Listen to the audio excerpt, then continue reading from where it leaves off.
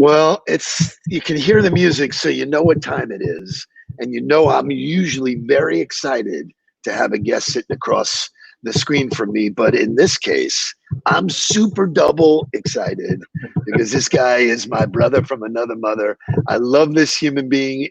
I am honored and thrilled to welcome my friend, my business partner, my all around good dude, Byron Dennis. It's your chance to tell us something good. Well, first of all, let me say thank you very much, Steve, for having me on. I enjoy interacting with you in any way, any fashion that I can, business, personal, whatever the case may be. So this comes as no surprise to me that you continue to figure out different ways to use social media to sell people, products, things, services.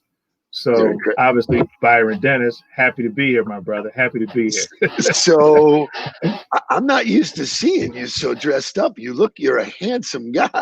Why, thank you. Why, thank you. I'm taking, just to let you know, I'm taking. I've got a wife. I So that's got it. okay. I know you do, man. I know you do. And you have a soon to be very famous daughter too. So That's right. we'll, That's right. we'll get into all of that. So the premise of the show is, I want people who come on who are positive, who can talk about turning, lemons into lemonade, all that kind of stuff. You and I have an unbelievable history of wins, losses, great times. Jump in. What's relevant to you? What's on your mind? You want to tell people how we know each other, and then jump into what's relevant now. However you want it to go, man. It is. Yeah, well, it never gets old to tell people how we met, but I think it really boils down to networking and utilizing relationships. And I think a lot of the success that we've had in our professional career has come because of, hey, being prepared, number one, but also making sure you've got the right people in your network to help you with those opportunities. And I think the fact of how we met, the fact that you're cold calling a buddy of mine over in Tampa, you and I had just met, you tell the guy, hey, I met this guy, in South Florida. His name is Byron. What's the chances? Blah, blah, blah. And from there, an unbelievable friendship developed. I mean, the fact that I can really boil it down to just that few words is unbelievable. If people really know the backdrop to that. But from that time frame, I think back in '99, we've been, lockstep ever since from a personal standpoint, from a professional standpoint. And I can't imagine not having you in my corner to help in so many ways.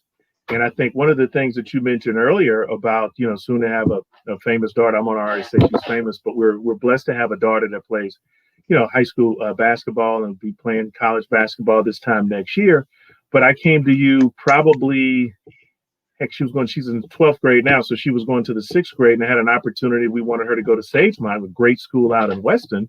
And again, relationships. I reached out to you, Steve, who do you know? And you said, hey, I don't really know this guy, but I work out with this guy. I think he's the headmaster, the president of the school, what have you. I was like, connect me. You did that, and it helped get her into school at, I want to say, a significantly reduced rate, if you will. So, absolutely. Again, the relationships in terms of how do you leverage solid relationships? And you can't get solid relationships if you don't have, first of all, that person doesn't respect you. Okay. And you've got to make sure that you collaborate. Okay. And you can't always make it about yourself. And I think that's one of the things that I know I can always call you and say, hey, Steve, we're trying to do this. You're trying to do this. Same thing, Byron, I've got this client who's trying to get at this particular person. Can you help? I see in LinkedIn, you're connected to that person. And I tell you all the time, from my perspective, if you see someone that's one of my connections on LinkedIn, it's someone that I know I can pick up the phone, send an email and say, hey, give this person 5 minutes. I'm not just blindly taking those people. To me, it is a network to help facilitate introductions, to help people advance, personal, professional, whatever the case may be.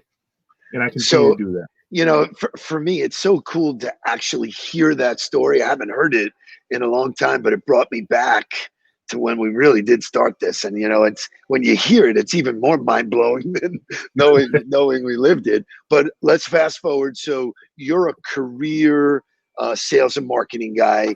Give the audience a little bit of taste of your history, your background. You've had some amazing positions all over the world, one of the things I like to say, I've been blessed to work for some of the world's, premier brands. but my background actually is engineering with General Motors. And I tell people all the time, the fact of how I think, you got to be creative, but you also have to be strategic. And my engineering background helped me do that.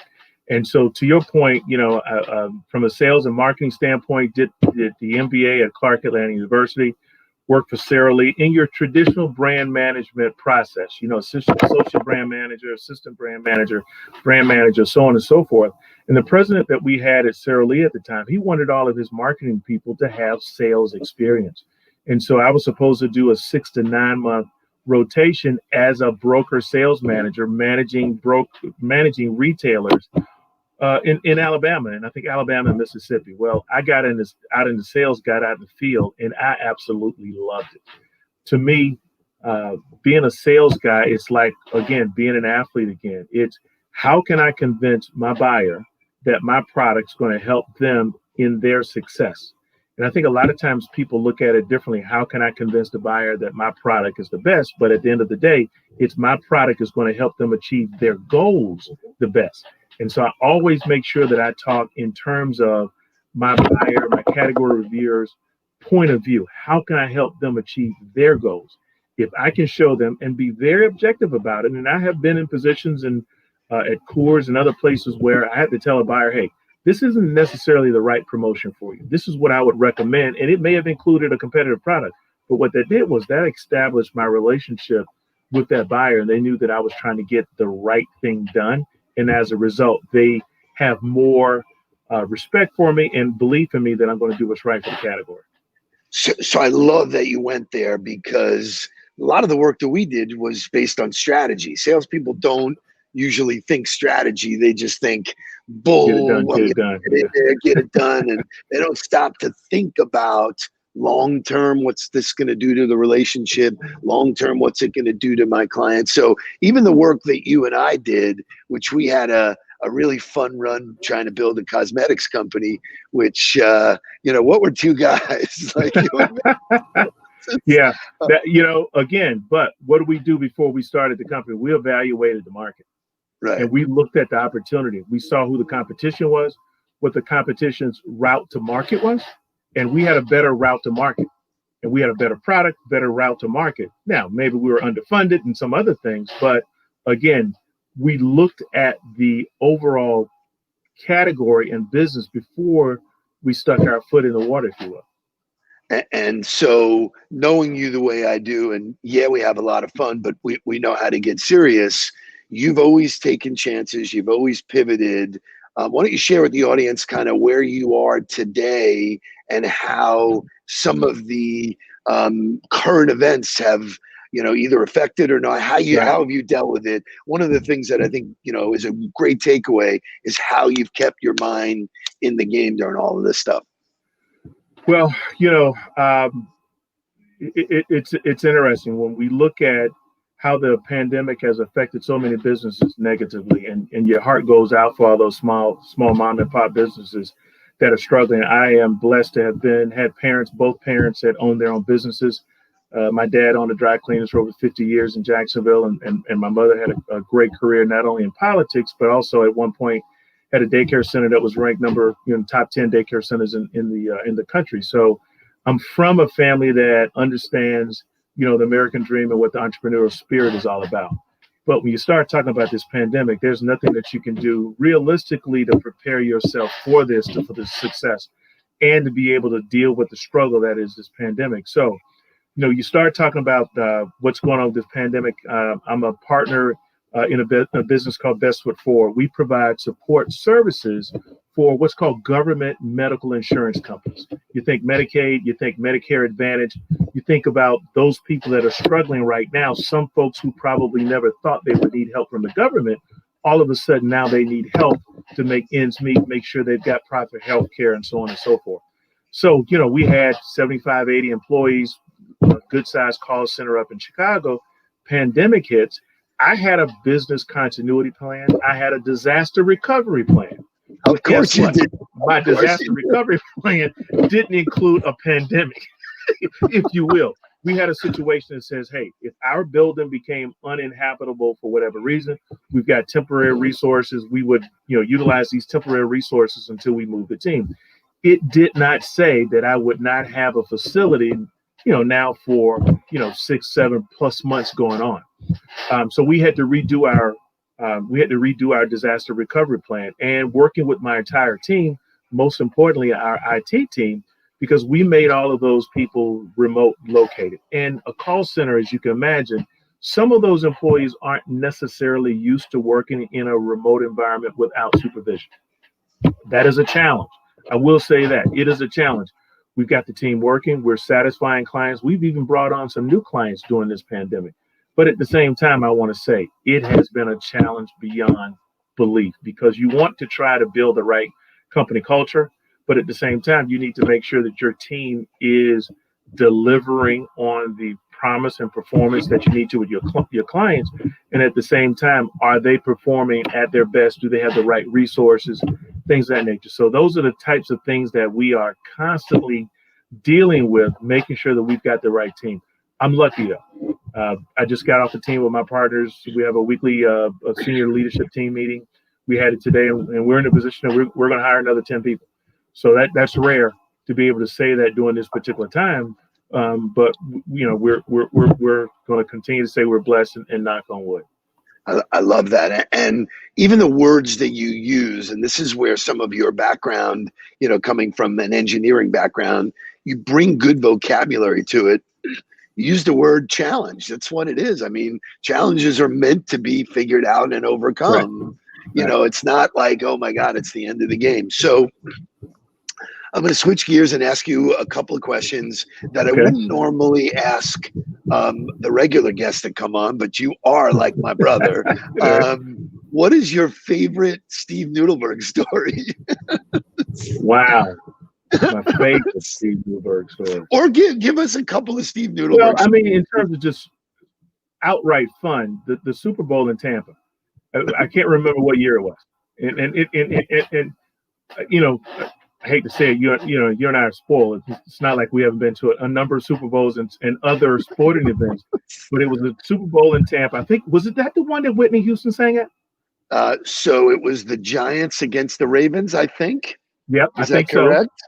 Yeah. And I think it was Whitney Houston that sang at it. Wow. And I think that's the one that Queen Latifah came in our box. Queen Latifah came into our suite. So did Alonzo Mourning and a few other folks. So here we go. We've got we've got a corporate suite at Super Bowl. One of our constituents, we'll call them a constituent, was able to secure that. I was able to help utilize and support on the hospitality of that suite through the company that I was working for at the time.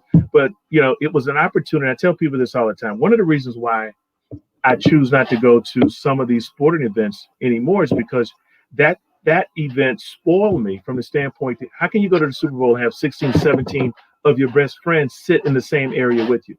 Usually you go to the Super Bowl, maybe you got 1 or 2, 3 or 4 tickets, right? Max, right. So the facts that we had all of those people that everybody got along, they were from all over the country, and we had an absolute ball. Oh my God. I can't say that. First of all, that whole weekend was an unbelievable. We golfed. We went to so many different events.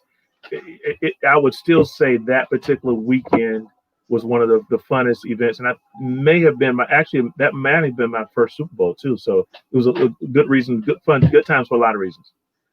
And so, first of all, that's why I asked you, because I don't think I've ever asked you that. I mean, we've had so many good times. Yeah, I was just kind of curious, and that is literally something good, because the best part about us is that even though we may not see or talk to each other like every day, when you call, like I would tell people, I go, listen, if he was in Alaska and said, hey, dude, I need you, I wouldn't even ask before the phone be on the flight before you hung up the phone. Right. It would be, so I don't think people get that that's the depth of how you can build relationships. So, so you've been a very successful guy.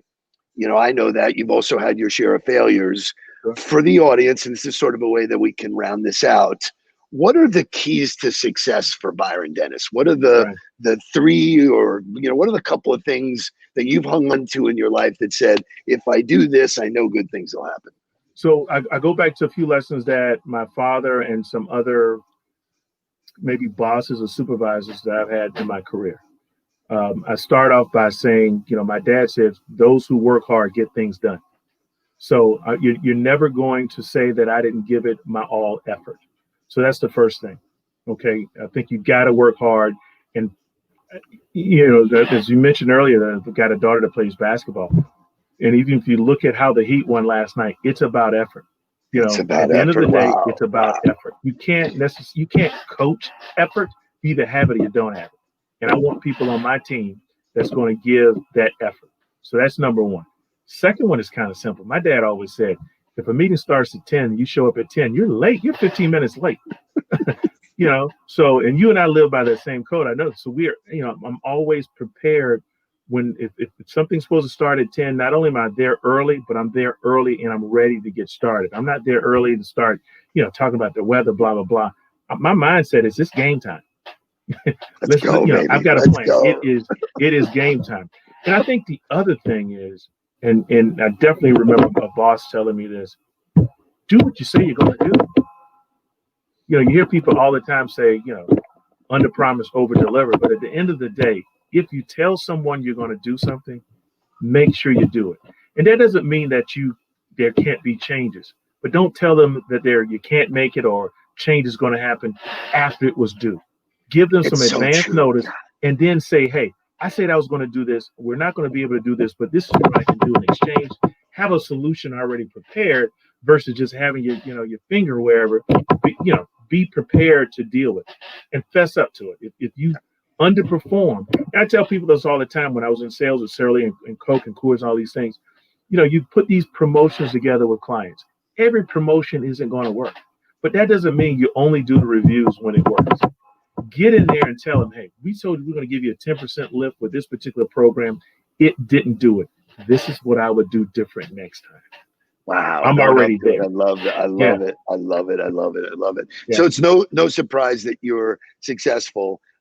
You got me going down memory lane. And as I asked you the question, I'm going to mention one name and we'll close out the today's something good, because I fundamentally believe that if you hang on to your memories make you feel good. Memories. I got an idea where you're going, but go ahead. So I'm going to mention one name, and then I want you to close us out with a story about whatever story you want about this human being who unfortunately is no longer with us. But I'm going to mention the name. So what name am I going to say? Seau Junior, baby. Junior Seau. So I get chills. Yeah. So close us out with a Junior story.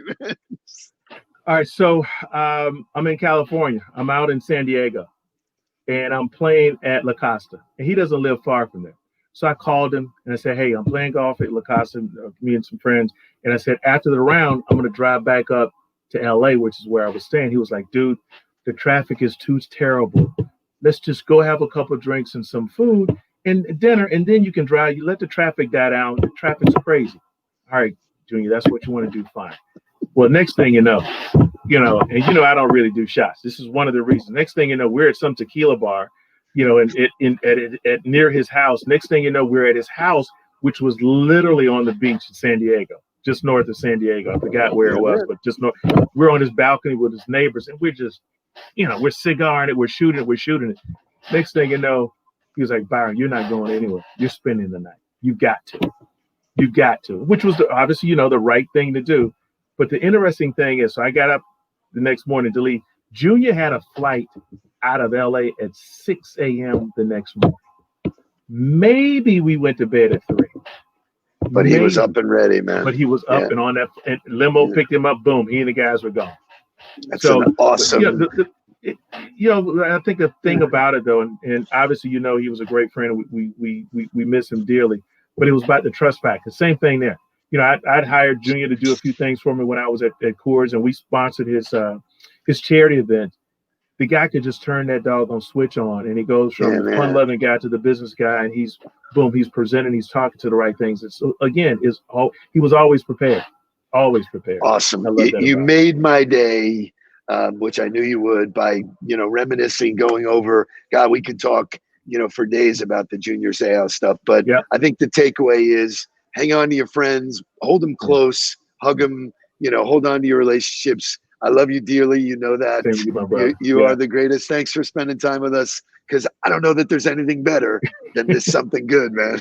Absolutely. Love you, man. All right, Love you. Steve, have a great one, man. Appreciate it, brother. You got it. Talk to you soon. You got it.